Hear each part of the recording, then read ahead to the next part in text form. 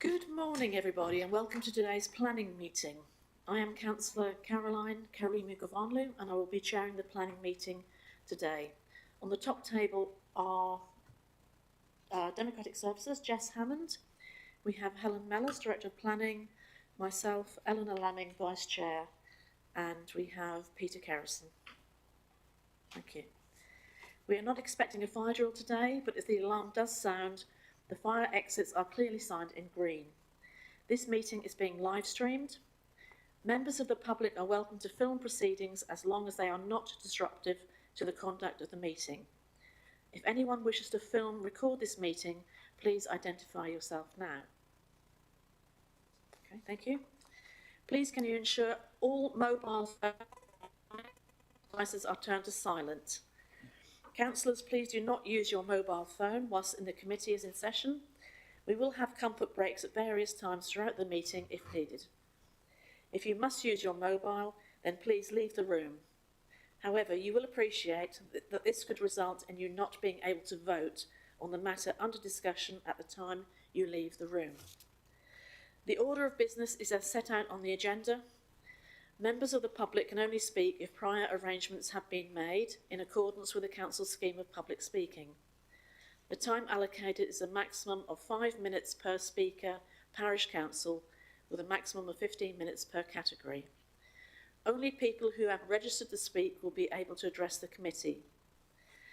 The order will be as follows. The planning officer will present the application. Public speakers will then be asked to present their case, followed by questions from members of the committee to clarify something the speaker has said and not to invite the speaker to put further points across. The order of public speaking is parish town council first, followed by objectors and finally supporters, e.g. the applicant or the agent. Council members who are not members of this committee will then be invited to speak for the allocated time of a maximum of 5 minutes per speaker. This will be followed by questions from members of the committee. Again, these questions will only be to clarify something the speaker has said and not to invite the speaker to put further points across. The committee will then discuss and determine the application. Finally, there is no provision for members of the public to circulate documents, photographs, etc. at the meeting. Are there any questions before I open the meeting? No, thank you. Do we have any declarations of interest from any of the members on the committee, please? No, thank you. Could I have apologies? Of course, Chair. We've received apologies from Councillor Hempsall and we have Councillor Nedden here substituting. Thank you very much. And could you please confirm the meetings of the minutes of the planning meeting held on the 19th of July? Is everyone happy with those minutes? Yes, thank you. And are there any matters arising from those minutes? Okay, thank you. We'll go to applications. The first one is application 2023-0974 on page 10 of your papers. It's the Frettenham, Brookside Depot, Buxton Road and Frettenham. Would you like to give your presentation, please? Brilliant. So starting with item number 1 as introduced, we are located at the Brookside Waste Depot, which is the servicing and logistics depot for the Broadland Waste Services. So starting with the site plan, we're looking at a complete demolition and rebuild of the application site. So as you can see, it's accessed off the Buxton Road.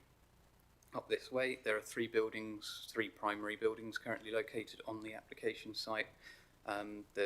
This one being the main one currently used for maintenance, the one in the middle with some office and storage, and then the main vehicle canopy on the edge. There's also some ancillary items such as refuelling, washdown, porta cabins, etc., as you would imagine on such a site. There are some key sensitive receptors around the site which are identified on here, so particularly the neighbouring dwellings to the west, and we've got the river valley down to the south where the drainage runs. The site generally rises from south to north in terms of topography.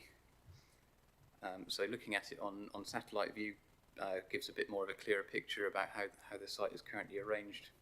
As you can see, large areas of hard standing with vehicle parking, existing buildings, and then the area up to the north east here is currently laid to grass, but is involved in the redevelopment, so I'll come back to that later. We've got quite significantly vegetated site boundaries, which really does help screen this site from the surroundings, so it's not particularly apparent in the landscape as is current. The most significant of which are along the southern boundary, as you can see here with the large trees, and then along the northern boundary, which project into the site somewhat, which has affected the layout. Moving to the wider context, as you can see the village of Frettenham's to the north. This picks up more where the river valley runs to the south of the site. I'll cover it now, although you'll see this in a separate meeting, hopefully next month, but the former quarry across the road is currently proposed as a temporary site for the duration of the construction. The use of this site does not form part of the consideration of this application, as it will be determined on its own merits as a separate application, but in context that is in very close proximity to the site.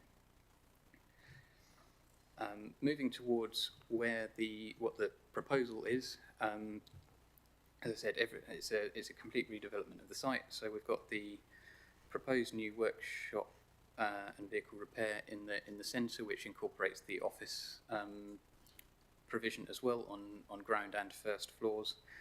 Immediately out to the back of that is a canopy that covers storage for the bins, both new and used, in terms of distribution of those.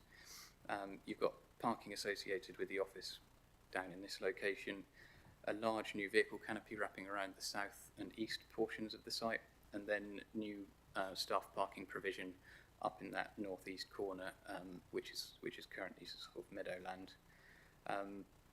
The centre, the washdown and refuelling area remained roughly in the same position. In terms of other features, with regard to the residential boundaries, we've got a 2.5 metre acoustic fence proposed around that boundary to provide some noise mitigation. That has been reduced from the original submission, which has been allowed by having some extra screening around the storage area. So in terms of amenity, it's proposed to limit this area to storage only, to keep all the sort of louder activities around the main building and service yard. Obviously the vehicles are parked well away from that, and so is the main body of parking. So overall, I think the actual impact on the neighbouring dwellings improves with this plan over what the current situation is. You'll see from my photos shortly that there's just a sort of regular domestic sort of bordered fence at the moment on this boundary. So moving on to what the buildings look like. So they are larger. The current ones are quite historic and really not fit for purpose anymore. So we've got the full height main workshop building. This west elevation is the elevation that faces the neighbouring dwellings. So we've got high level windows on the first floor there to prevent overlooking of the residential gardens. And then moving round to the other elevations, as you can see, the primary windows are now moved away. This canopy is the vehicle storage with the screening on the end closest to the main dwellings. If I just come back up, you can this site also shows the level change. So this will be to the north. As you can see, the ground level rises quite significantly at the back of the site. So again, that acts to prevent larger landscape impact, as does the use of materials and colour schemes on the building in order to blend it in. In terms of floor plan, again, you've got the main workshop area and the office on the end, and again, first floor, and then the roof plan of the bin storage area. Moving on to the vehicle canopy that runs around the corner of the site. Again, very functional as you would expect, but materials and colours are or the colour particularly benefits the visibility in the landscape. And again, this is fairly well set into the site topography and obscured by vegetation around it. particularly on the point of vegetation, we've got the arboricultural assessment in, so this outlines the tree protection and how that's adjusted the site layout. So particularly with regard to the significant trees, we've moved the parking over just to avoid the root protection areas, and that's all safeguarded as part of the conditioning proposed in the decision. So coming on to the context of the site, I've tried to put these in a vaguely logical order to walk around, but if I lose you at any point, then do shout. So this is the site access coming in from Buxton Road. Again, those dwellings that are right adjacent to the access as you come in. Facing down the access, so this is the first building you come to, and which is the workshop building currently, and then in the distance is the vehicle canopy as existing. All the vegetation down the side here is not going to be touched. The site access route itself is remaining the same. So moving on, as you can see, current parking is right up against the residential boundary, just with that fence around the side. So it's a very close interaction on that particular part of the site. Coming round to the end of that building and where the parking area is, again looking back, you've got the three dwellings there, and you can just see the start of the vegetation that runs along the northern boundary of the site. And this is the rear of the building, again viewed from inside. And for context, the footprint of the new building roughly comes to where this blue car is here in terms of coming back towards where we're looking from. So I'm taking these photos roughly from where that elevation of that new building will be. Again, showing the site that clearly demonstrates its need for redevelopment. So walking back out, this is looking back towards the entrance, again, view of those trees along the side, and with the workshop building and some storage. This is the main entrance to the current workshop building, again with those significant trees in the background. The current vehicle canopy, again with the vegetation in the background with the screening. So this view looks towards, so directly in front of you here is where the access to the new car park is going to be, with the new vehicle canopy is going to be further back, running around the site boundary. And this is the sort of storage that will be under the canopy at the rear of the office workshop building. So it's the new bins that go out to residents. Again, the current site interior, as you can see, is quite cramped in terms of its use at the moment. So the new proposal makes it far more efficient than this in terms of circulation areas.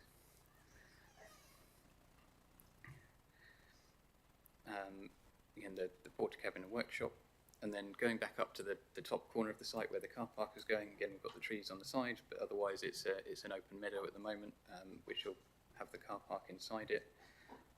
There's already a well-established native hedgerow running around the side of the site, which will be kept and safeguarded as part of the mission, which will really limit any visibility from outside of the site. And then again, those trees running through the middle. So if I finish on the main plan again, so the redevelopment of the site is considered acceptable in principle. The use is not changing in any way. It's not proposed to intensify the access. We do have some conditions proposed by Highways around construction management plans and vehicle routing for that. There's also a noise and dust management plan requested by Environmental Services, again just to safeguard those neighbouring residences during the construction period because of the impact caused by demolition and reconstruction. Otherwise, other notable features on here are the drainage and scheme, which is currently proposed by condition, but that's key as a result of the potential for pollution from the site. But the drainage plan has got pollution controls inherently built in, so as long as that is then submitted to meet the flooding and climate change requirements, that satisfies the site in terms of its potential for pollution impact. In terms of renewable energy, There are two mechanisms by which we can secure that through this permission. I understand there's proposals for it that are in excess of the planning requirement, but there's conditions around needing consent for the noise, the generators, and any air circulation on the outside of the building. So that will cover air source heat pumps if they were to be proposed. They can be agreed through that condition rather than a new application. And then the as a site that's a major scheme, more than 1,000 square metres, there's the Joint Core Strategy requirement for at least 10% of the energy to be from renewable sources, and that can the wording of that condition has been designed to cover both the air source heat pumps and any solar panels that are put on the roof as well. So again, they can come in through discharge of condition rather than any separate application. There was one consultation response between the update sheet being provided and now, and that was just the Water Drainage Board reconfirming their original response, so there's no change in response on that. So with all of that together, the recommendation is for approval. Thank you, Peter. I would like to invite supporters for this viola. We have Belinda Gill, Oliver Hammond and Duncan McBurney. Do you wish to speak, or did we just want to answer questions? I understood you just want to answer questions, is that correct?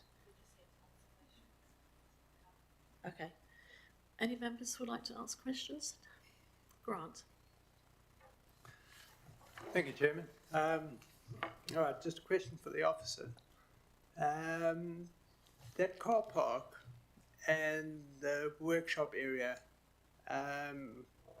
is there any reason why the workshop has been built where it is and the car park not be switched across?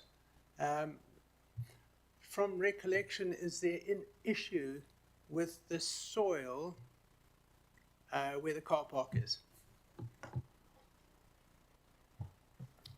I don't think there's any particular reason for it, apart from that is the current location of where the workshop is. So in terms of direct replacement, it makes sense.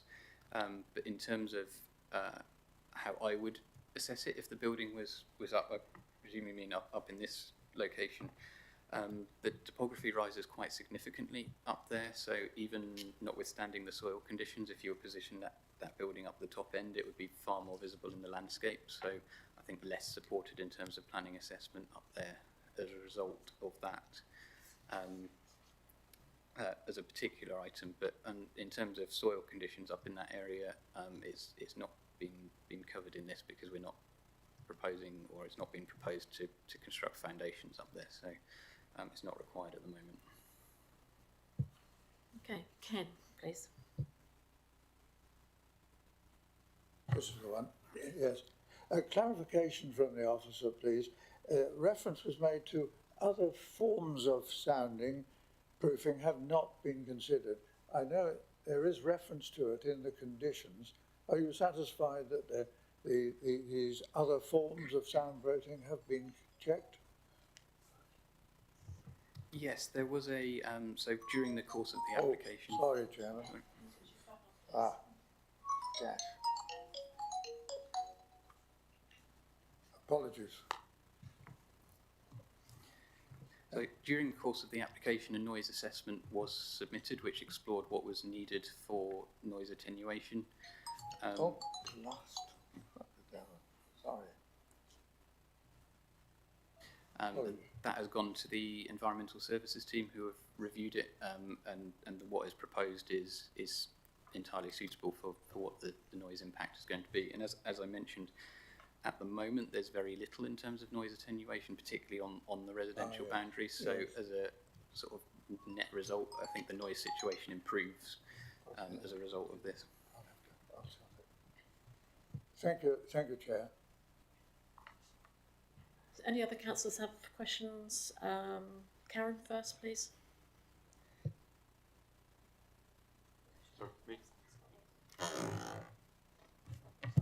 Sorry, Karen was first, Nigel.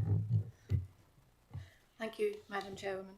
I just want to first make an observation that I welcome this application coming forward. It's been a long time in discussion, and I have visited the site myself and can see it really isn't fit for purpose as it stands at the moment.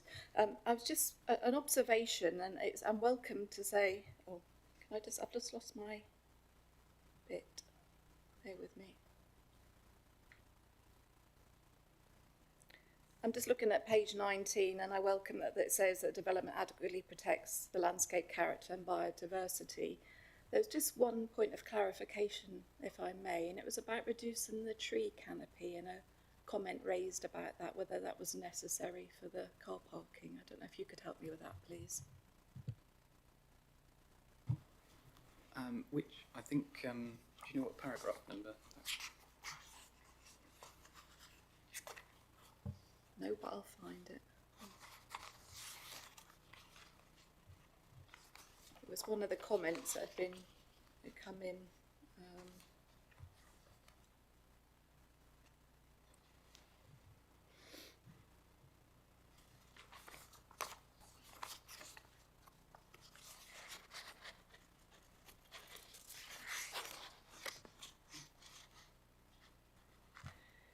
Councillor Vincent, shall we come back to that and you find This it? is on page 15, top of page 15. It's from the Heritage and Design Officer, who suggested that the development does not need to result in reducing tree canopy. Could the tree officer advise, and perhaps this should in principle be avoided, was the comment in the report. Sorry for...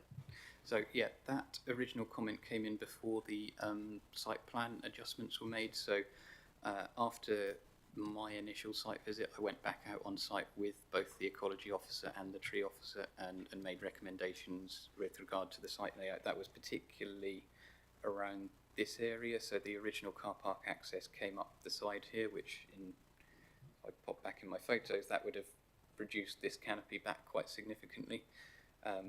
So then we got amendments for the site plan, and that shifted it across, and that's largely avoided, particularly in this area.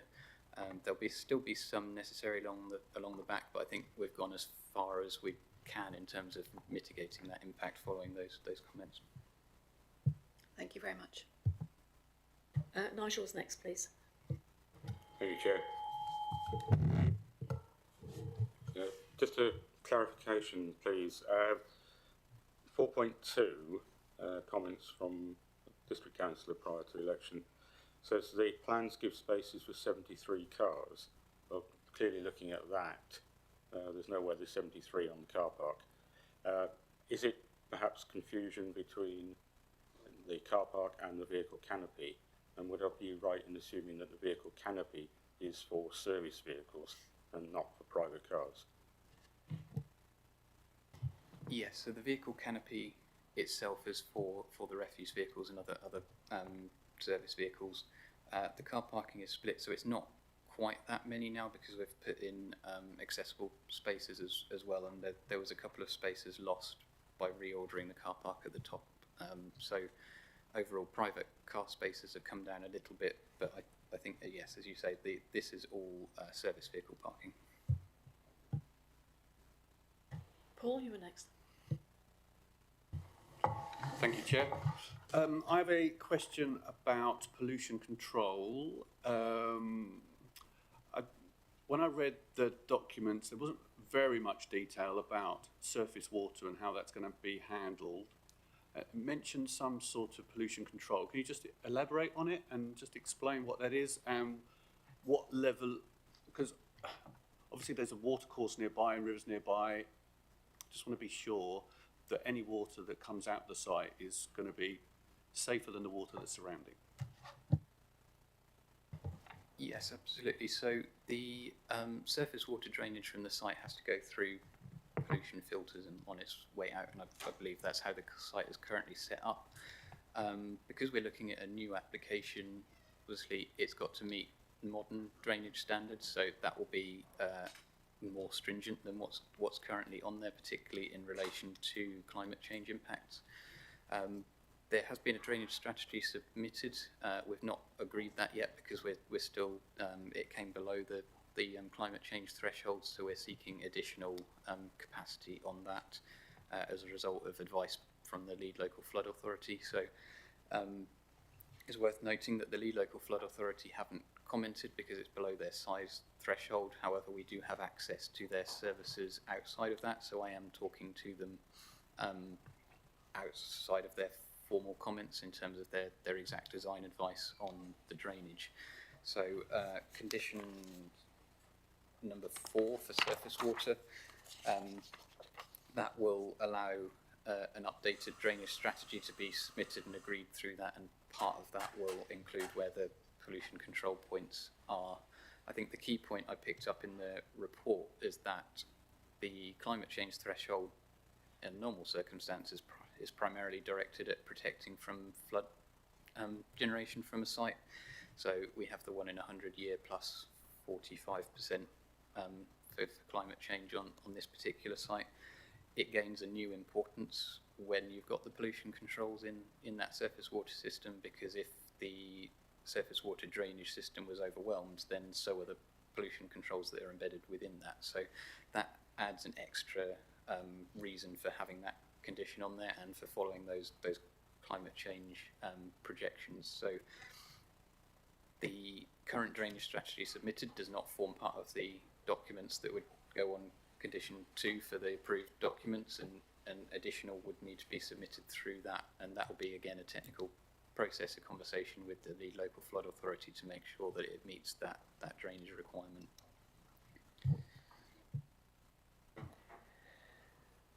I understand, Eleanor, you wish to speak. Yes, thank you, Madam Chair. I see that there are conditions to allow for the installation of energy efficient measures. Do we have any more specific detail as to what's likely to be provided?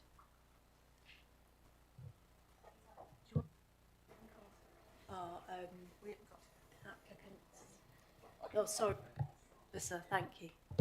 So it's my understanding that we've got both solar panels and air source heat pumps that are being proposed, so the way I'm wording the conditions will allow for both of those to come forward through this scheme.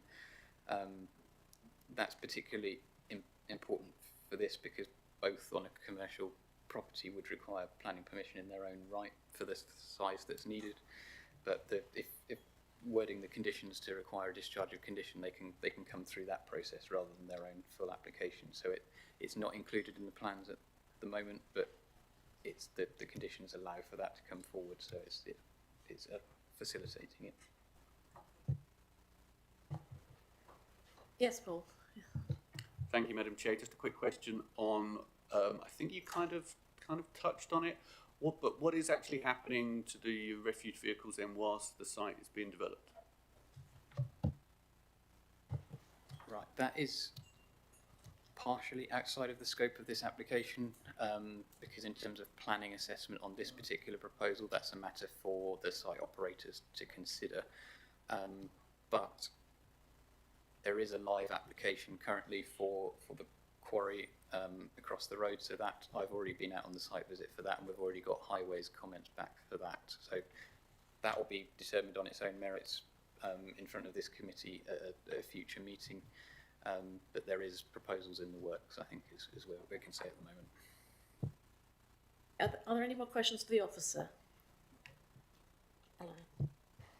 Yes, it's just a question about the designing out crime officer recommendations. Will they all be addressed? That's 4.13. Yes, so there's a range of different things that they have suggested in there, some of which are material planning considerations and some of which aren't. So there's a few comments in there that are more around site operation, so that's more for the information for the applicants to follow. In terms of actual site security, we have the features in that planning can control, such as the entrance and the secure boundaries. And outside of that, I think the rest of the comment is really outside of what we can control through planning condition. Okay, can we move on to the supporters? Do the councillors have any questions for the supporters sitting here? No? Okay, we'll go on to discussion then, please. Who would like to open?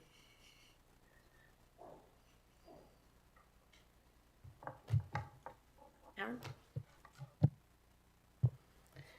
Thank you, Madam Chairwoman. I feel, having read the documents, that this has been thoroughly thought through and the mitigations that can be applied have been applied, or there are further conditions added so we can be reassured as the application progresses that they can be dealt with appropriately. Just going back to, as I say, I have visited the site before. I know from speaking to the workshop manager that it's necessary to reduce the air pressure in the tyres, to lower the vehicles, to get them into the workshop. So there's a whole host of problems with the site as it stands, and I'd be happy to sort of propose the officer's recommendation to approve. Okay, we have seconder. Ken, thank you very much. Could I have a vote? All those in favour of the application, please.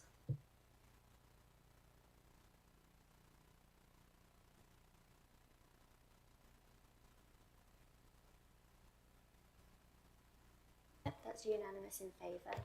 Lovely, thank you very much.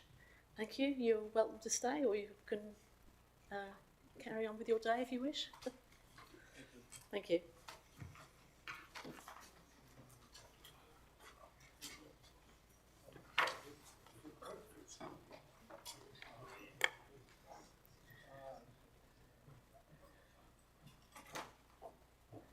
Does anybody wish to have a break? To have a 5 minutes, please.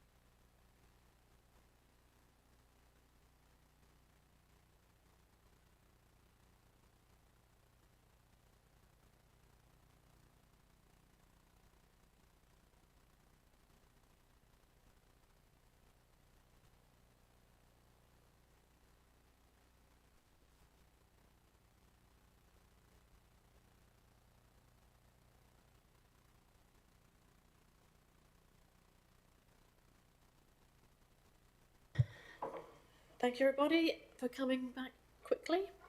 I just want to announce that we have Tim Barker on the top table along with Aaron Pretty. We'll go to the next application, which is 2023 1479F in Western Longville, conversion of an outbuilding to form an annex. Thank you. So this is a site in Western Longville. It's in a rural location with the Dinosaur Park and Royal Norwich Golf Clubs to the north and east of the site. The site forms part of a barn conversion complex that was converted to residential following consent granted in 2020. The application is a retrospective application for an annex to one of the dwellings in the barn complex. This shows the building, which is now the annex before the complex was converted, and again inside the building.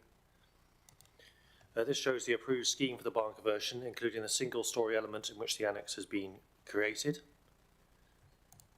And here, following the creation of the annex, the only external change to the building and what's been approved is the replacement of a door with a window in the east elevation here. As you can see, within the approved barn conversion scheme, the building was to be used as an outbuilding, providing ancillary accommodation to the dwelling within the main barn. This could have been used as bedroom accommodation without requiring further planning permission. The annex created provides modest living accommodation of a living room with kitchen area in here, bedroom and a bathroom, which you'd reasonably expect within an annex. The annex is for a family member and therefore to remain ancillary to the main dwelling. This shows it has constructed with the annex here in the main dwelling and the parking area for the plot for the dwelling here. And then here is the annex. As you can see, it shares garden space and clearly forms part of the curtilage within the main barn. As such, it does not lend itself to subdivision and functions well as annex accommodation. This is from outside the site from Morton Lane. Again, the annex to the main dwelling clearly appear as one curtilage. This shows the wider site and parking provision for the various units. As you can see here, this is the access with the parking area for the dwelling. Which meets the requirements, so it meets the required parking standards, and there's no objection, and no objection has been raised by the Highway Authority. It is acknowledged there is some concern about previous proposals for increased numbers of dwellings on the site than were ultimately approved.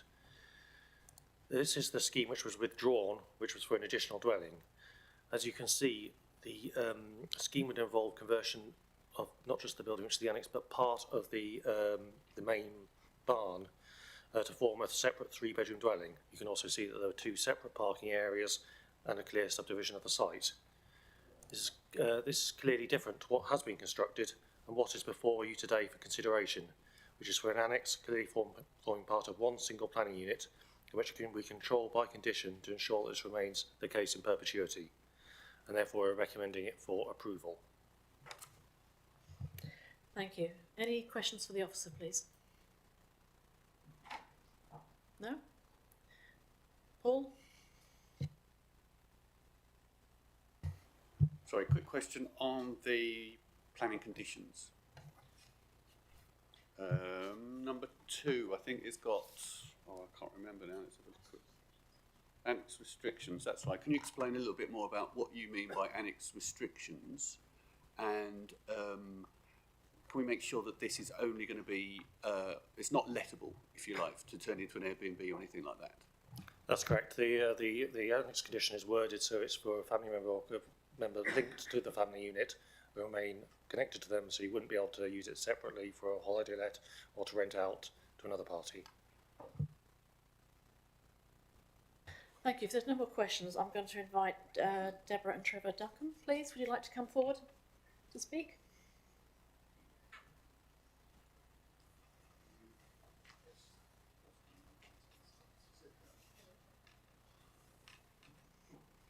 Mrs. Duckham, you have 5 minutes to speak. I shouldn't need 5 minutes. We don't make a habit of opposing any kind of planning permission, but it's just that we live right next door to this one. The photographs included that you just showed were the photographs before the property was actually developed. So when we went to go and look at it, 18 months ago, the annex or the garden room didn't look anything like that, the photographs that you showed, and that's probably what it looked like a few years ago, before it was developed, but certainly it was consistent with this on the outside. We were told that it was a garden room, so I guess what I'd really like to know is what happened in the planning permission between 2020 and now, because at that stage it was regarded as too intense a development, which is why they'd specifically recommended it would be a garden room and not a home.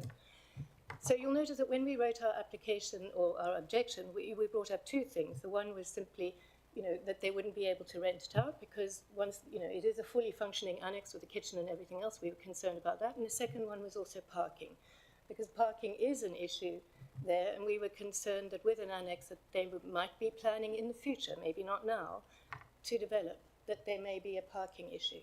So those were mainly our reasons for objecting.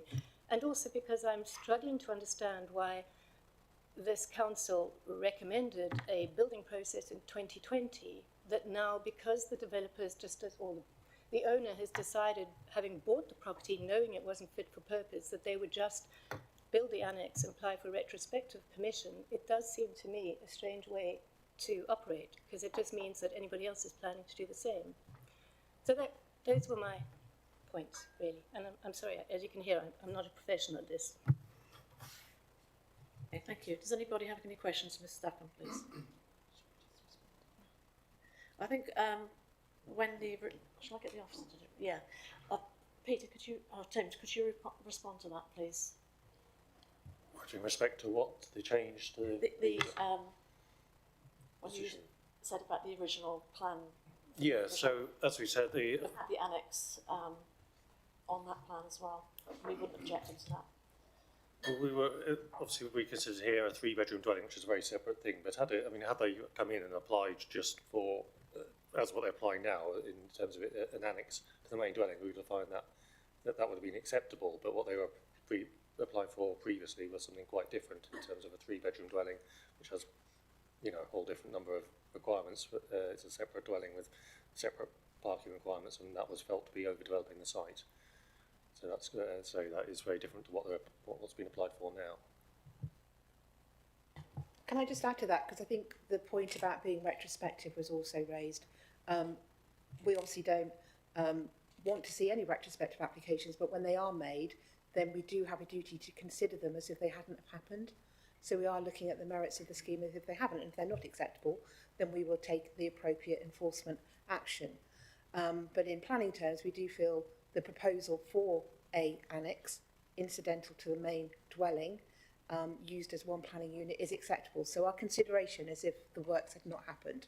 If it was not felt to be acceptable, we would not be recommending it. Yeah, Karen, would you like to? Thank you, Madam Chairman. Could I just clarify something in terms of the annex itself? The lady just mentioned that the annex is basically independent in that it has its own facilities, a kitchen and so on and so forth. But in paragraph 5.7 it says it's a modest dependent annex,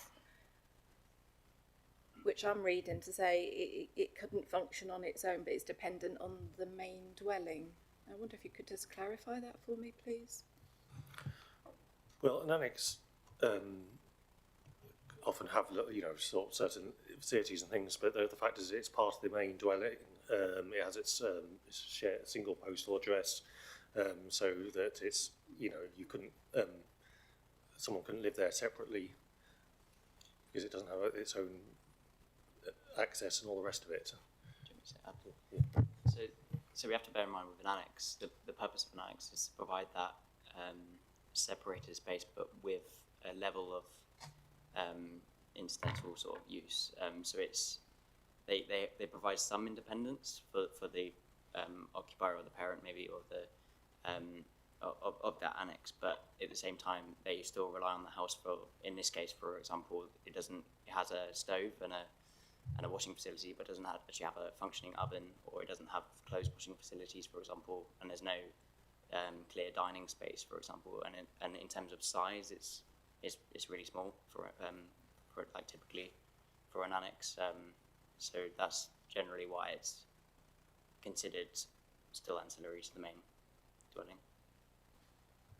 I think we need to take into account this annex is ancillary to the building.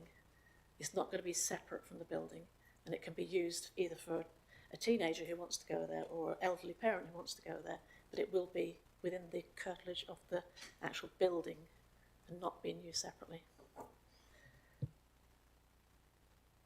If there's no other questions, Mr. Stackham, can I ask Councillor Bullman? You have a statement to read out.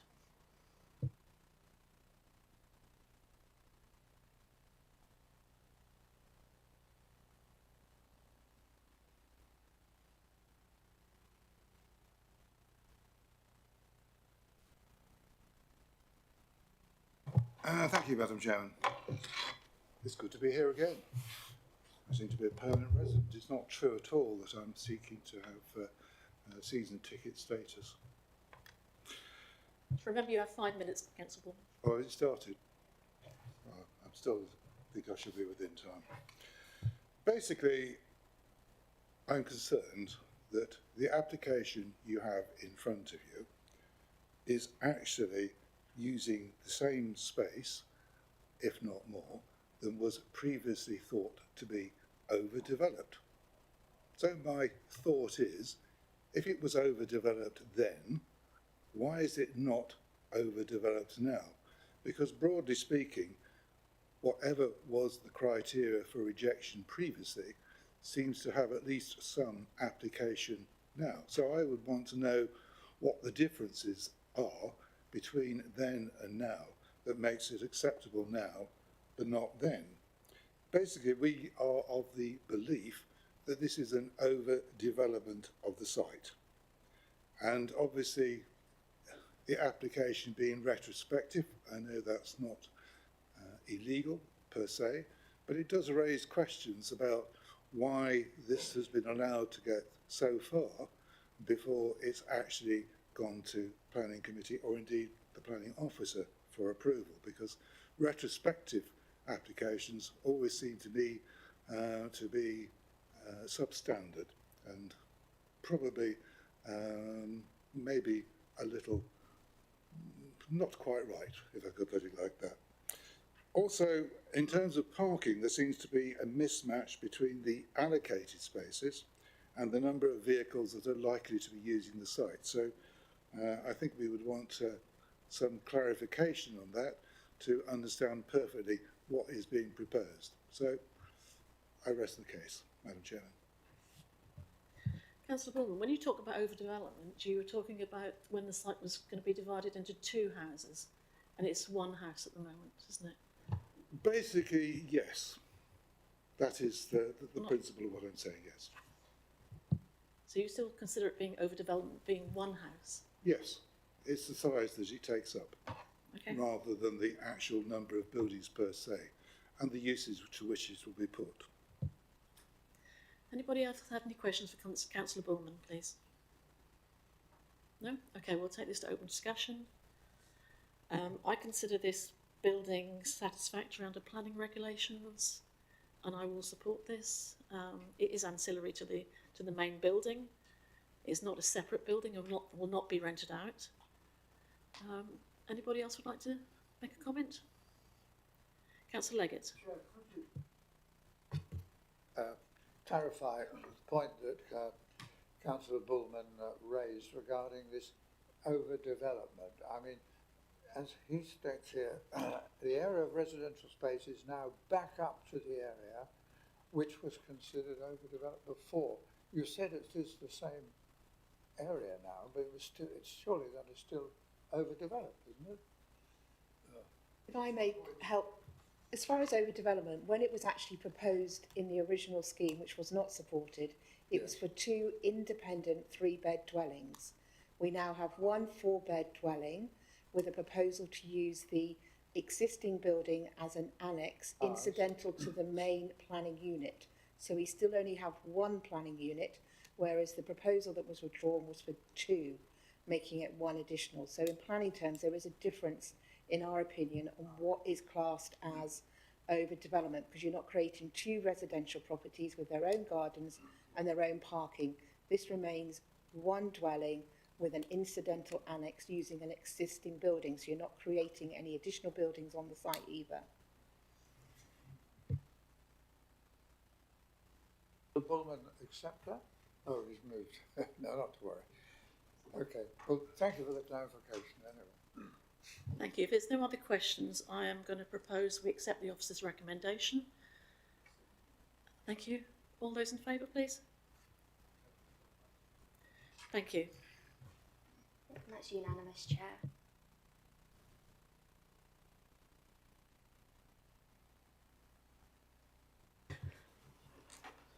Right, we're going to go on to planning appeals. We have two here. One was application number 2021-1717, Blowfield. It was the Greenacre Developments appeal has been dismissed. And application 2021-184 in Rackheath, proposal for two-storey dwelling double garage, appeal was dismissed.